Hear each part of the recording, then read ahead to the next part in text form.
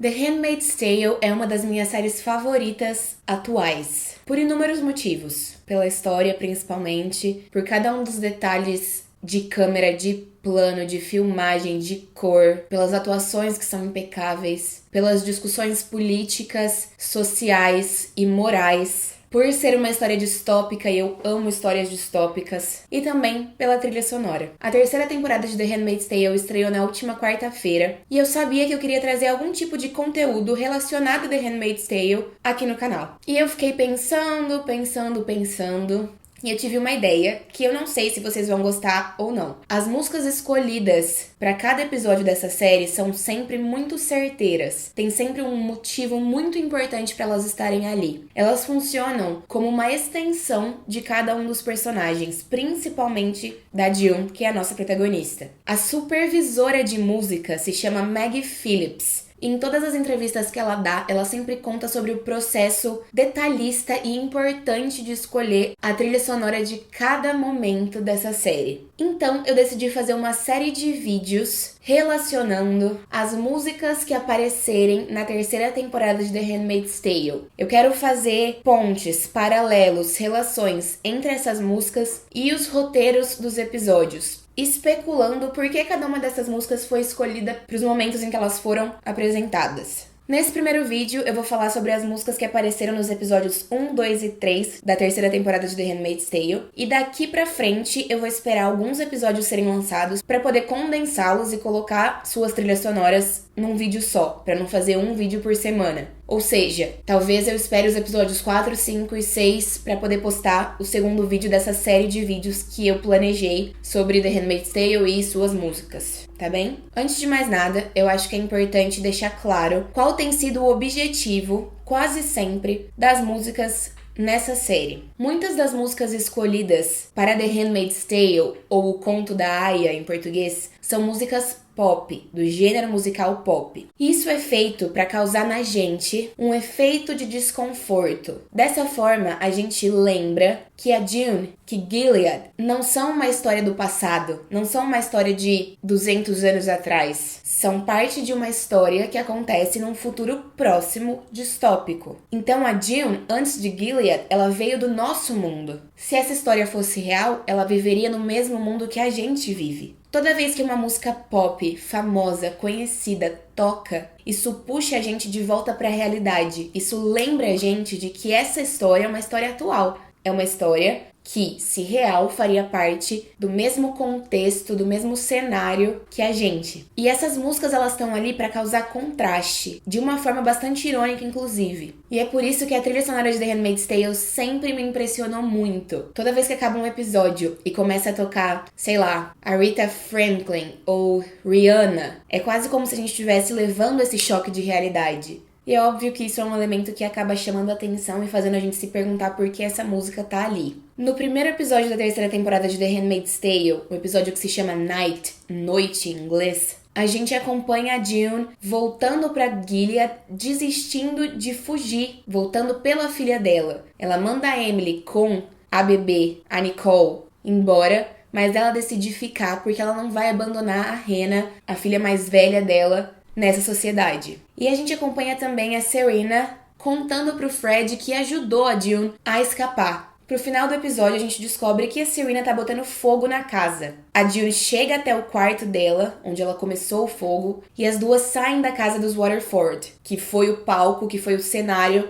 das duas primeiras temporadas de The Handmaid's Tale. Então, quando o fogo começa a atingir o escritório do Fred e o quarto da June, a música I Don't Like Mondays, da banda The Boomtown Rats, começa a tocar. E aí a June repete um pedaço da Bíblia dizendo: Lord Jesus be revealed from heaven, with his mighty angels in flaming fire, thou shalt take vengeance. Em português, esse versículo é um versículo do segundo capítulo de Tessalonicenses, versículo 7. Assim que o Senhor Jesus se revelar do céu com seus anjos poderosos em meio a chamas flamejantes, ele punirá os que não conhecem a Deus e os que não são submissos ao evangelho de nosso Senhor Jesus. A tradução ela difere um pouco, mas aqui a June tá falando de vingança. E logo depois que ela diz o versículo, ela fala burn, motherfucker, burn. Ou seja, queime filho da mãe, queime. Nos Estados Unidos, em janeiro de 1979, uma adolescente de 16 anos começou a atirar numa escola que ficava na rua da casa da família dela com uma arma de calibre 22. Nisso, ela matou 2 adultos, atingiu 8 estudantes e também um policial. Antes de se entregar para a polícia, essa adolescente deu uma entrevista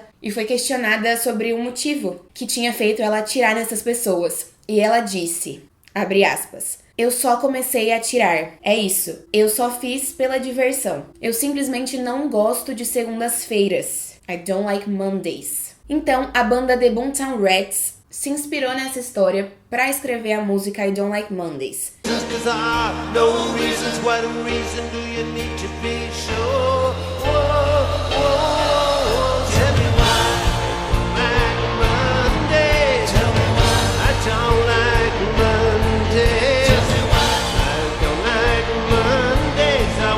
O vocalista da banda disse, esse foi um ato perfeitamente sem sentido. E essa foi uma razão também perfeitamente sem sentido para fazer o que foi feito. Então, eu acredito que eu escrevi uma música perfeitamente sem sentido para ilustrar esse acontecido. Não foi uma tentativa de explorar ou de me aproveitar dessa situação, dessa tragédia. Essa música tá dizendo, ninguém vai pra escola hoje, porque ela vai fazer todo mundo ficar em casa. O pai dela não entende, porque ele diz que ela sempre foi tão boa quanto o ouro. E ele não enxerga uma razão, porque não há razão.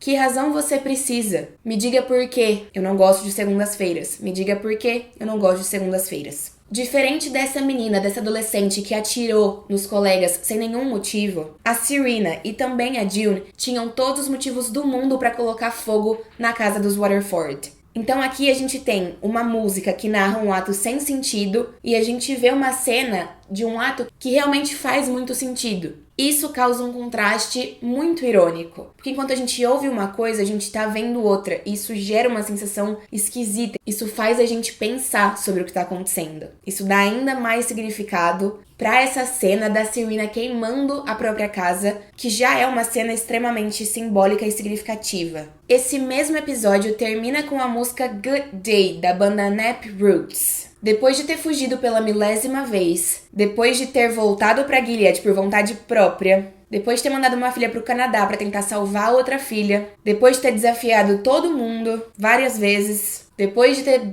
visto a casa dos Waterford em chamas, a June então é mandada pro Centro Vermelho de novo. E lá ela precisa trabalhar pra pagar os pecados que ela cometeu. Só que aí ela é designada pra um novo posto. E é óbvio que ela fica muito tensa com isso. Ela fica pensando, e isso não é dito, a gente consegue entender isso só pelo olhar da Elizabeth Moss. Toda vez que eu falo de The Handmaid's Tale, eu falo isso. As expressões da Elizabeth Moss dizem muito mais do que milhares de diálogos. Mas eu imagino que ela esteja pensando, vai começar tudo de novo, eu vou ter que sofrer tudo de novo, vou ter que começar numa família de novo, enfim. Só que aí ela descobre que ela vai ser a aia do comandante Lawrence, que é o comandante que ajudou a Emily a escapar. E que ajudou ela a escapar também. Depois que ele vê que ela voltou, que ela não foi junto com a Emily, ele ajuda ela a chegar até a casa da filha dela. E aí quando ela percebe que é ele, ela fica mais tranquila. Ele pergunta pra ela, você não vai ser nenhum problema pra mim, né? E ela diz, no sir, não senhor. E é quando a música Good Day começa a tocar. Hey, we're gonna have a good day. And ain't nobody gotta cry today. Cause ain't nobody gonna die today. You can save that trauma for another day. Hey, we're gonna have a good day. Essa música basicamente tá dizendo, nós vamos ter um bom dia. Ninguém vai chorar hoje, porque ninguém vai morrer hoje. Deixe esse drama pra outro dia. Nós teremos um bom dia. Por que essa música tá ali? Porque depois de tudo que aconteceu, ainda assim a June conseguiu escapar mais uma vez. Escapar de ser mandada pras colônias, escapar de ser pendurada no meio da rua. Assassinada e pendurada no meio da rua. Dentro do possível, esse é um bom dia. Ninguém vai morrer nesse momento. Esse é um dia no qual a June vai sobreviver. A gente pode guardar o drama e a preocupação pros próximos episódios. O segundo episódio da terceira temporada de The Handmaid's Tale se chama Mary and Martha, Maria e Marta, e ele gira em torno da relação da June com algumas Martas. E a gente não tem nenhuma música durante o episódio inteiro, e a gente também não tem uma música na cena de créditos. Por quê? Eu tenho uma teoria pra isso. Até quando não tem música, tem um motivo pra não ter música. O segundo episódio acaba com a Emily finalmente conseguindo ligar pra esposa dela.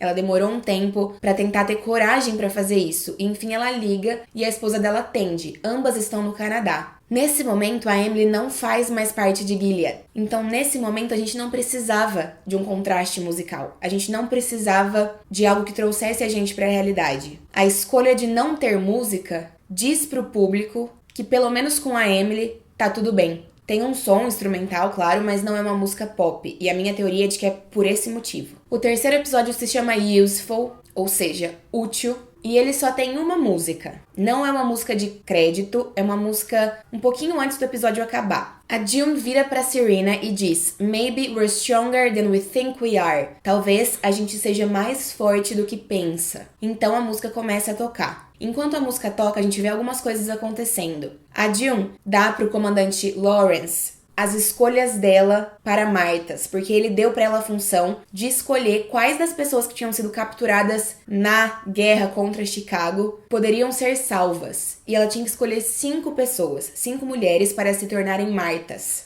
E aí a gente vê ela dizendo pra Beth, que é a Marta da casa do comandante Lawrence, que ela conseguiu 5 novos membros para a resistência das Martas. Uma engenheira, uma jornalista, uma profissional de TI, uma advogada e uma ladra. E a Beth pergunta pra ela: como assim? Como você sabe disso? E a June responde: porque eu as escolhi. Deixando a entender, nas entrelinhas, que finalmente ela entendeu que ela precisa desempenhar um papel de revolução nesse momento. Porque caso contrário, nem ela e nem ninguém vão conseguir sair dali. Então, ainda ao som dessa música, a Serena tira a capa de dedinho que foi feita pra ela, entra no mar, sente o mar e depois ela sai do mar e passa direto pelo Fred sem nem olhar pra ele. A música que tá tocando é uma música que se chama How Does It Feel, do cantor Roy Harper. Essa é uma música mais antiga e foi um pouco mais difícil de achar informações sobre o que inspirou essa música e de tentar fazer esses paralelos. Mas eu cheguei numa conclusão e acho que vocês talvez concordem comigo. How does it feel to be a voluntary heel? I wonder whose it is. I see it queuing up outside.